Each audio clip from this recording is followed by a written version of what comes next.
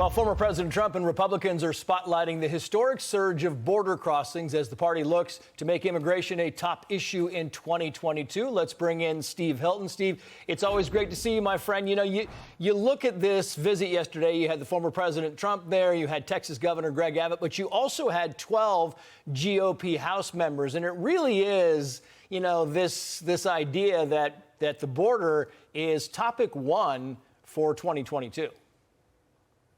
Well, I think that's exactly right, Trace, and it should be. I'm pleased to see that. It's encouraging for those of us who want to see a change in direction, particularly if you think about everything that the Democrats are trying to push through and get done in Congress beyond this issue, using their very, very narrow majority in the House, no majority in the Senate. If you think about the massive expansion of government that they're trying to push through, taking back control in those midterms is really important.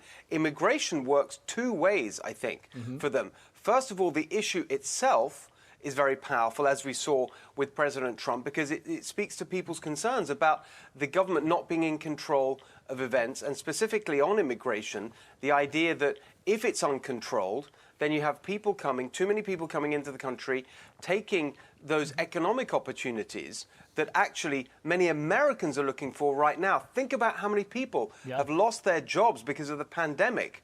You got what is it, 9, 10 million people who are still looking for work.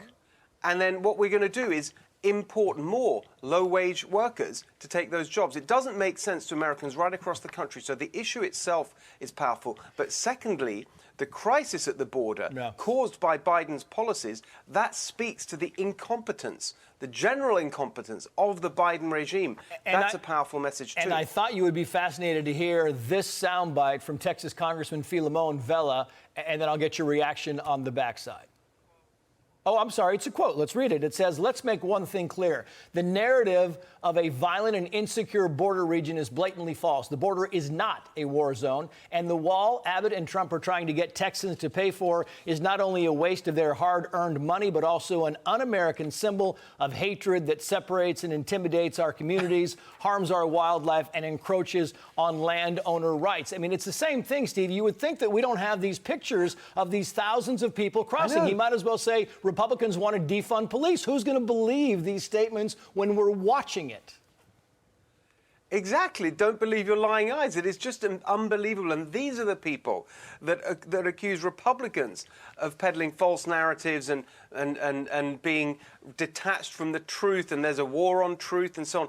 It's just unbelievable when you think about those images every single day, the data, the evidence, the testimony from people in the Border Patrol, people who live on those border communities. It all adds up. People can see what is happening.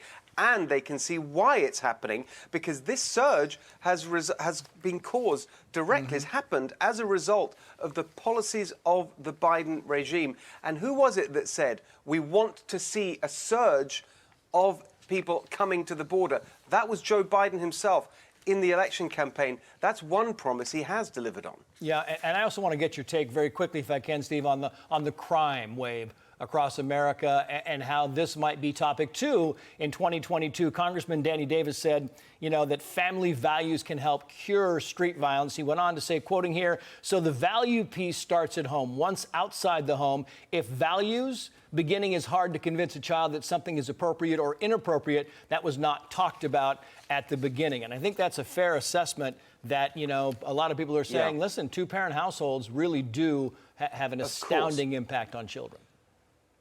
There's so much evidence to support that, Trace. This is a point that I made on my show on Sunday night, which is that you've got to look not just at the immediate causes of the crime surge. Clearly, again, you can say, well, what do you expect if you retreat from the police, if you defund the police, if you demoralize them, take them off the streets and make the criminals feel that they've got free run? Of course, you're going to see crime surge. We've seen that happen. But longer term, we've got to look at the deeper causes. There's no question that if you take a sense of respect and discipline out of the lives of so many young people growing up, then a few of them are going to turn to crime. And so bringing that back, that sense of respect and discipline and decent values, at the center of that are stable homes, parents who had raised a child together.